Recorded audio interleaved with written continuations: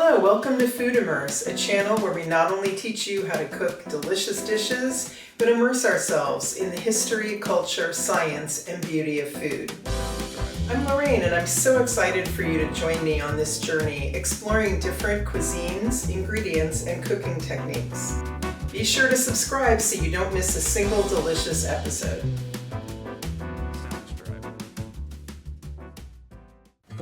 Pesto Risotto. In our first video of Italian Basics 101, you will learn how to make two Italian classics, pesto and risotto, and then combine them into one incredibly delicious dish.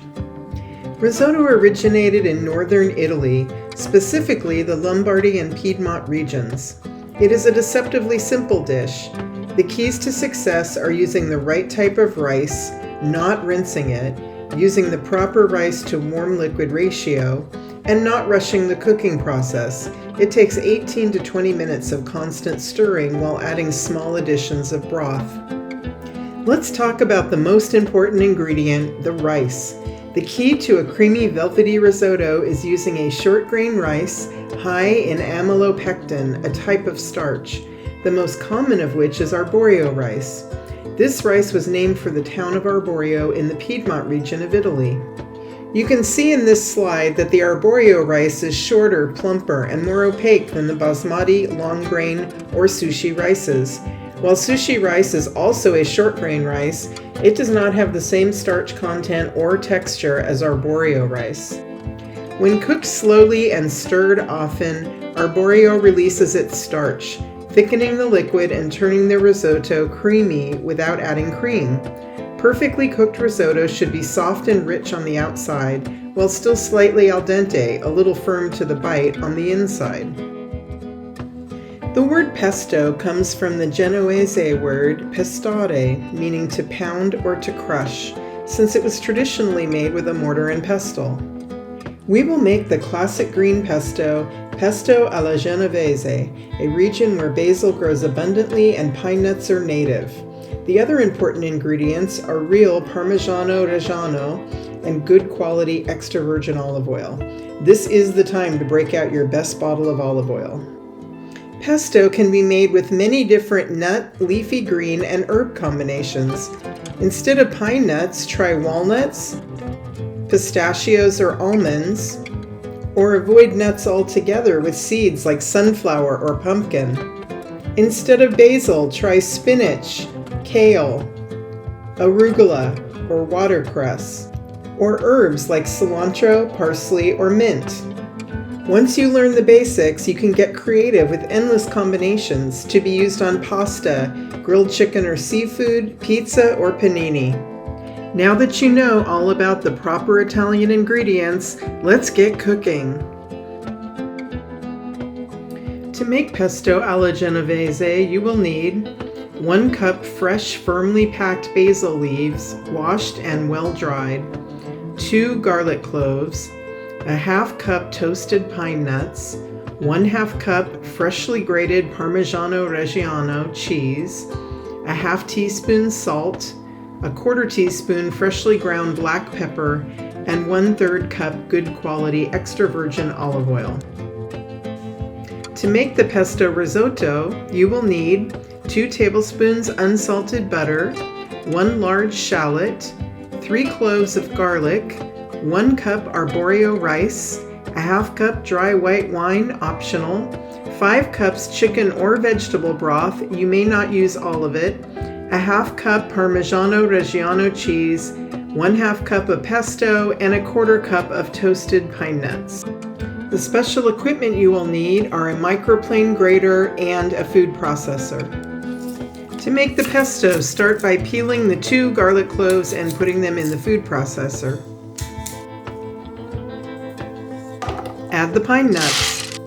Pack a 1 cup measure with the basil leaves. You should be able to fit a lot of leaves in 1 cup.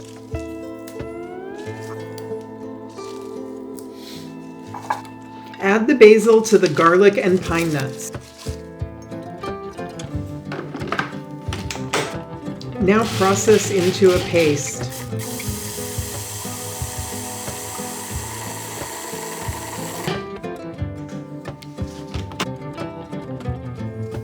Use a microplane grater to grate half a cup of the Parmesano-Reggiano. Grind the 1/4 teaspoon of black pepper. Add to the processor the black pepper, the salt, and the grated Parmesan. Pulse a few times to incorporate. With the insert sleeve in the feed tube and the machine running, pour in the olive oil. The insert tube has a small hole in the bottom that controls the oil flow to a steady stream.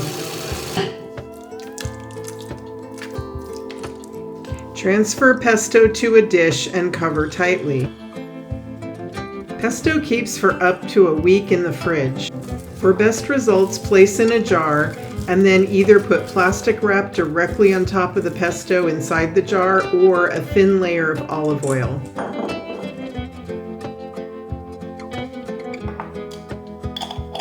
To start the risotto, begin by peeling and finely mincing the shallot. Now peel and finely mince the garlic cloves.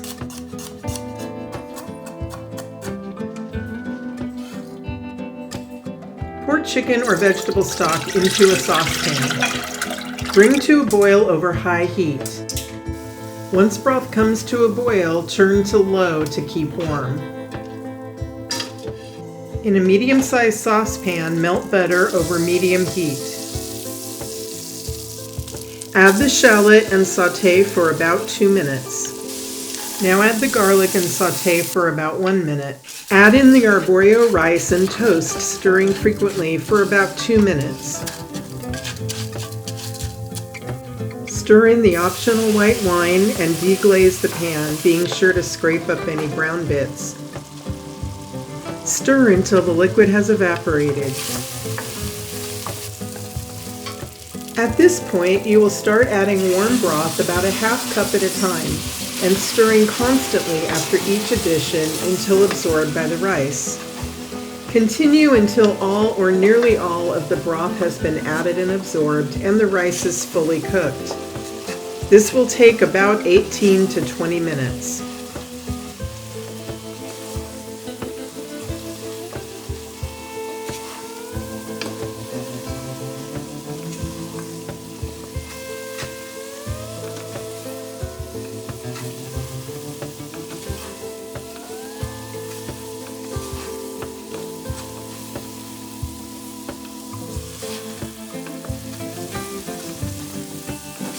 When a track through the rice stays visible for a few seconds, it's time to add more broth.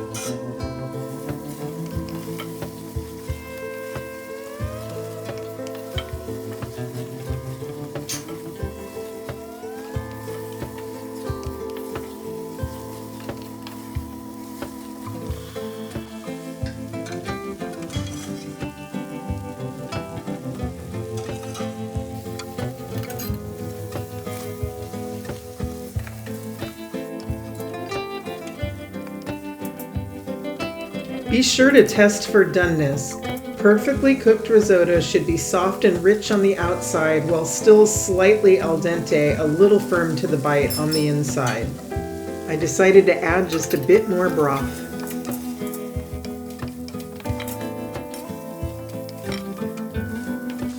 Remove from heat. Stir in the Parmesan and the pesto.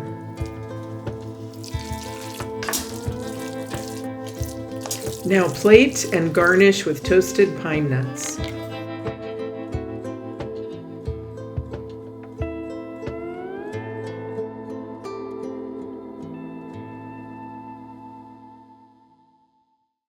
Thank you so much for joining Food Immerse and exploring different cuisines, ingredients, and cooking techniques.